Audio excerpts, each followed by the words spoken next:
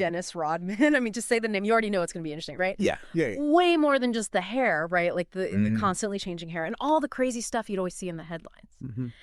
But behind all that, this guy was an absolute beast on the court, like seriously dominant. Oh, yeah. And that's what we're diving into today. We got this really detailed report, really gets into like what made this guy so fascinating. Yeah. And why people are still talking about him, debating about him, you know. For sure. So we're going to try to zero in, laser focus on the most important stuff. The really interesting things about his life, his whole career. Right. You know, for people who want to really understand these kind of figures, the ones you just can't ignore. Mm-hmm. But without getting, you know, lost in the weeds. That's what we're doing here. Absolutely. Huh? I think what's so interesting right off the bat is that this report, it doesn't just jump into the NBA stuff. It really lays the groundwork. Like, paints a picture of his early life.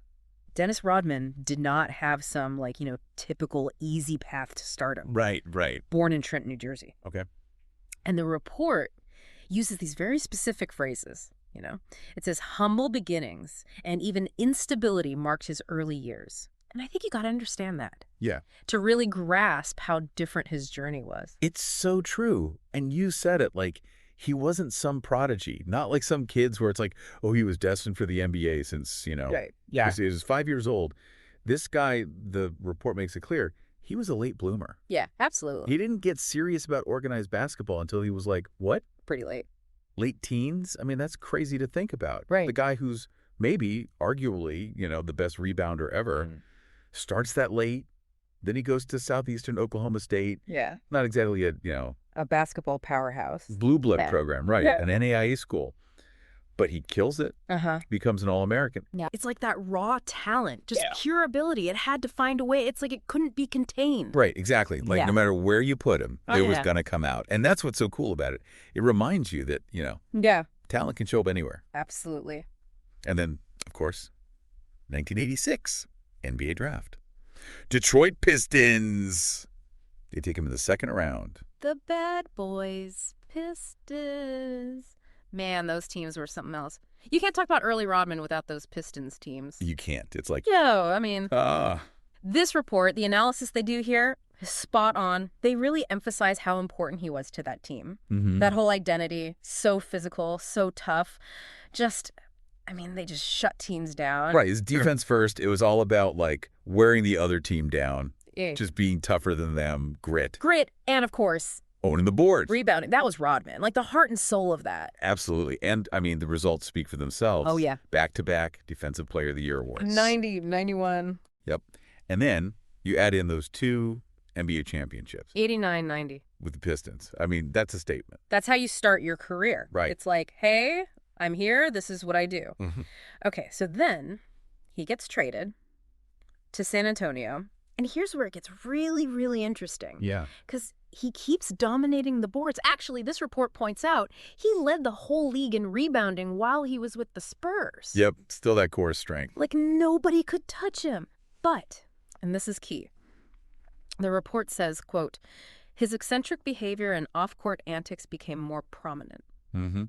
Like, it's not just the basketball player anymore. Well, right. It's like we're starting to see the full, like, unleashed Dennis Rodman. The unfiltered version. Yeah. It's a fascinating shift in the narrative. Yeah. Like, his game is still there. That incredible rebounding. It's almost like supernatural. Right. But the story is becoming much bigger. Right. The flamboyant style, the controversies that would become, you know, a big part of his whole image. Persona. It starts in San Antonio. And then Chicago. I mean, come on, joining Jordan and Tippin, that's like, I don't even know. Talk about a power move. This report calls them a formidable trio. And I mean, how can you argue with that? Yeah, no kidding. But here's what's so interesting to me.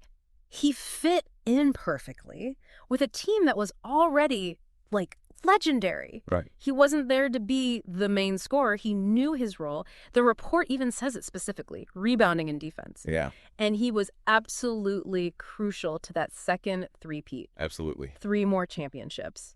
That's cementing your legacy right there. No question. And I think it says something about, you know, What? like his self-awareness, his understanding of his own strengths on a team with maybe the best pure scorer ever. Right. He didn't need to chase points. Yeah. His huge value was in those other areas, Yeah. the dirty work. And that let Jordan and Pippen just... Shine. Exactly. And then you have the later years, the Lakers, the Mavericks. The report mentions that his playing time went down. Mm-hmm.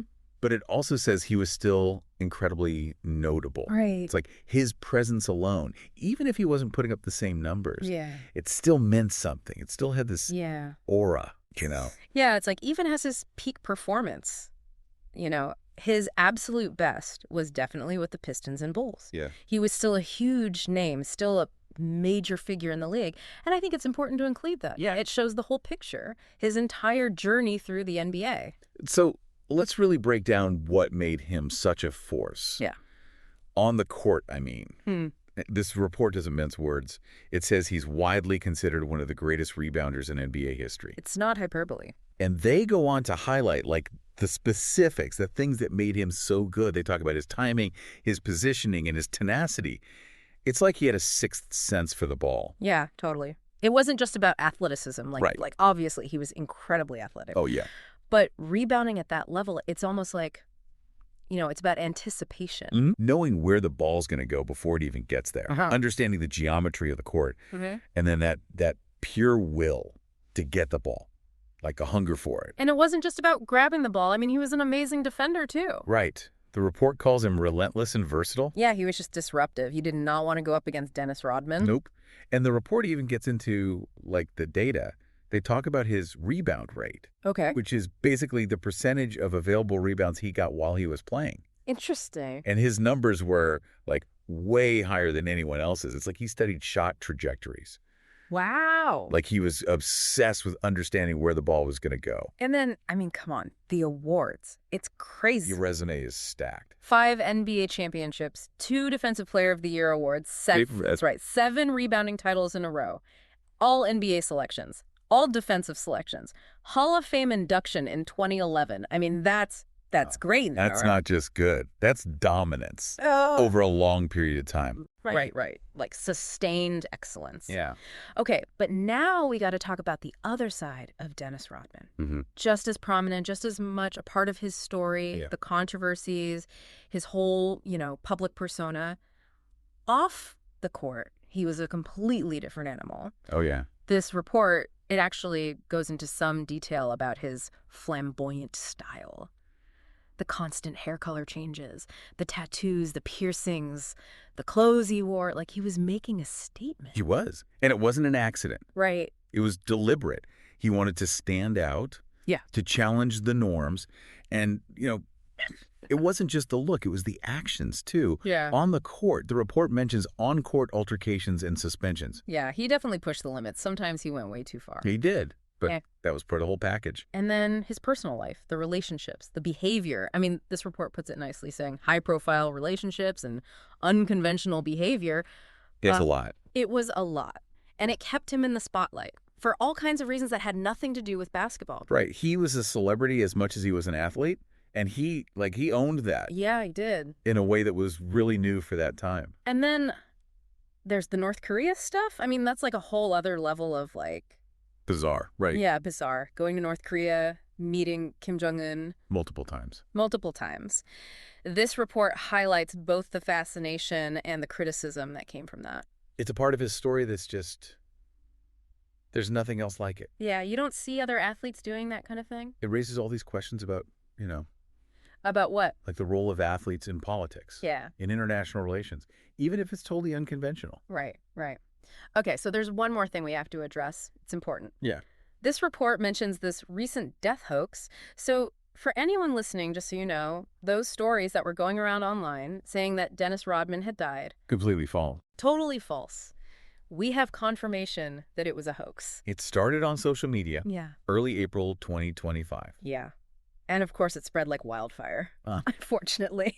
But the good news is Dennis Rodman himself has said publicly that he is alive and well. Yep. Put out a statement, shut it down. And this report, it makes a really good point about this whole thing. Yeah. It says this is a perfect example of the dangers of misinformation. Absolutely. And how crucial it is to check your sources, Make sure you're getting information from somewhere reliable. Especially these days. Especially these days, yeah. It's a good reminder for everyone. So, okay, we've covered a lot here.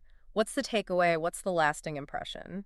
This report, it says that Dennis Rodman's legacy is complex and multifaceted. And that's a great way to put it. Yeah. Like, on one hand, he's one of the most dominant players ever. Right. Rebounding, defense, no one can argue with that. Right. But then you have the other side. The personality, the controversies. The report says that's what made him a cultural icon. It's that combination. The talent and the, The wildness. Yeah, the wildness. That's what makes him so fascinating, still to this day. He was totally unique, didn't follow the rules. And this report's conclusion, I think it nails it. They say he remains a figure of fascination and debate, reflecting this tension between, Between what? like being amazing at what you do and being totally yourself, even if it makes people uncomfortable. Yeah, exactly. Right. Like athletic excellence versus individual expression. Right. Powerful stuff. So there you have it.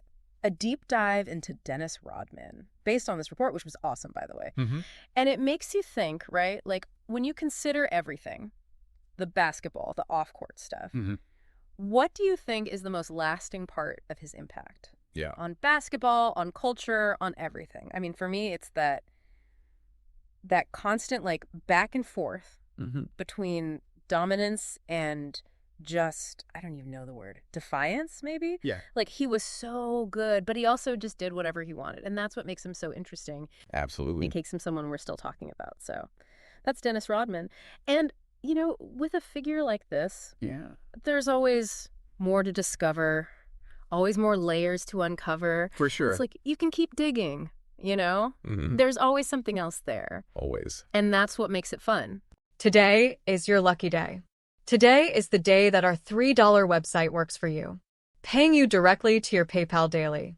Imagine $3 ongoing continuous payments to your PayPal account. Imagine falling asleep and waking up to $300 in your PayPal account. How would this make you feel? How could this help you? What bills could you pay? What kind of fun could you have? What does that retirement look like now? All for a one-time payment of $3. This website is DFY done for you, fully built and completely hosted, and never stops collecting payments for you. You have spent $3 on coffee on a regular, but that coffee won't help you create multiple streams of income. Click the link below.